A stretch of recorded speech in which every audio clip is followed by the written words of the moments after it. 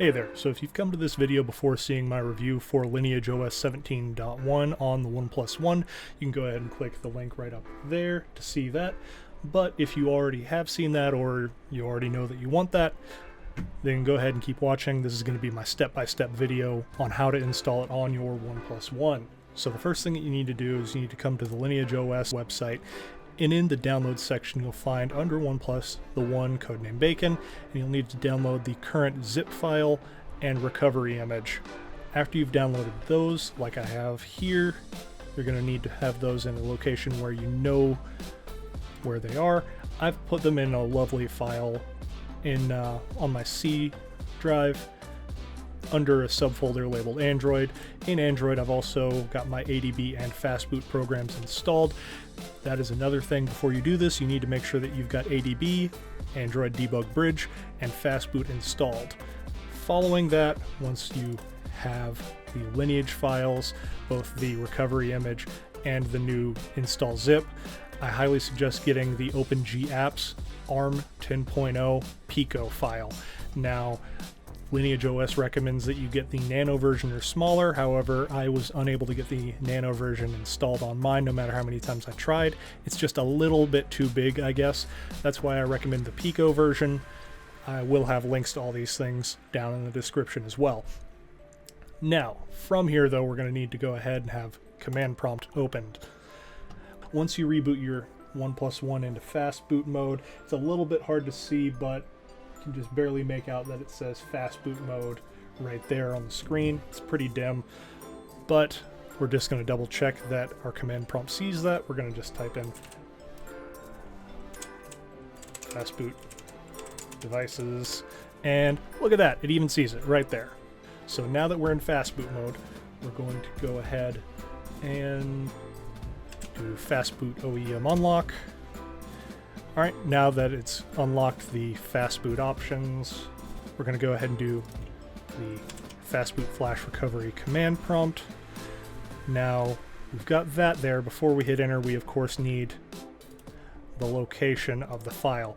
So if you need that, just go ahead and right click and do properties on your image, and it'll tell you what the location is. So we're just going to go ahead and copy that, and loop. Now that's just the location. Now I need to copy paste the slashes because my keyboard only has the wrong slash for directory work. But once we get that all set up, now we just need the name. So now we've got the location and name of the file, and we're doing the fastboot flash recovery prompt, and we hit enter. And oops, I forgot to type in .img at the end because you still need the file type. So once we get the flashboot fast recovery prompt entered with the location and the file name, including the file extension, look at that, off into the races, and it's got the new fastboot image on there. Alright, now that we're done in fastboot mode, we're just going to hold the volume down button while we're restarting. And this gets us into recovery mode. Now, you'll know that you've done everything right up until this point if you're seeing this recovery image, because the file that we just installed was this. Now, we're just going to go ahead and go over to Apply Update, and we're going to do Apply from ADB. Now, we're in the lovely, let's see, you'll see all the things going on down there in the text at the bottom, but we're in the Lineage ADB recovery mode. All right, back down to here. So now what we're going to do is we're going to do the ADB sideload, and just like the last time, we need the same file directory information. And the same as last time, I still need to copy paste this slash. And now we're going to get the file name for this zip file here. And copy, paste, and just like last time, we need to remember the file extension. And off to the races it goes. You can see it counting up the percentage there. Now, every time I've done this, it's hung on 47% completion, and then it was just done after that. That may or may not happen with yours as well, but, you know, if it does that, don't be alarmed. As long as it says that it finished it, everything will be all right. Now, while it's doing this, we can go ahead and set up for the next command that we're going to have to do. We're going to go ahead and copy that. Wait for this to be done. Oh, additionally, this is what I was talking about. It's getting hung on 47%.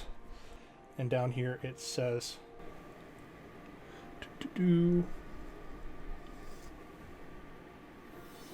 patching system image unconditionally. But anyway, like I was saying, if you were doing this yourself from scratch, you would have to do a total factory reset through this. It gives you the option to wipe the system files and the cache. All right, and just like that, it says total transfer 1x. And down here it says script succeeded, result was 1. Now we're going to go ahead and do another, and this one is going to be the OpenGApps zip file. Now, doing this gives us the basic Google infrastructure that we need, including the Play Store. I have tried to do this install without any of that before, and then to just install the Google Play Store APK file, and it will not work. So if you want anything from the Play Store, if you want Gmail or any of that, then you need to install the OpenGApps file. That's why it's technically optional, but it is highly recommended. So now that we've done that, it's going to go through this same thing. It's going to get hung on 47%. But anyway, while it's doing that, like I was saying, if you're doing this from scratch and you're doing this from the old CyanogenOS, then you're going to need to actually do a system restore. Signature verification failed, install anyway. Yes. Then you'll need to go ahead and do a complete factory reset and wipe the system and the cache. And all of that is readily accessible right there in the recovery menu. Installing core GApps. But what I'm doing is called a dirty flash, and I feel pretty confident in doing that because all I'm essentially doing is updating from an older version of Lineage, and it's not even a different point version, it's just an older security version. Anyway, once it's done here, you are good to go. We're going to go ahead and go back. Let's see. And we're going to reboot system now. We're going to unplug it. And just like that, if you see this, this is the boot screen for Lineage. This will let you know that you have actually successfully finished your install. And there it is. Alright. If you've gotten to this point, you have successfully installed LineageOS 17.1 on your Oneplus One. Hope you enjoy it as much as I have. See you next time, and until then, have a great day.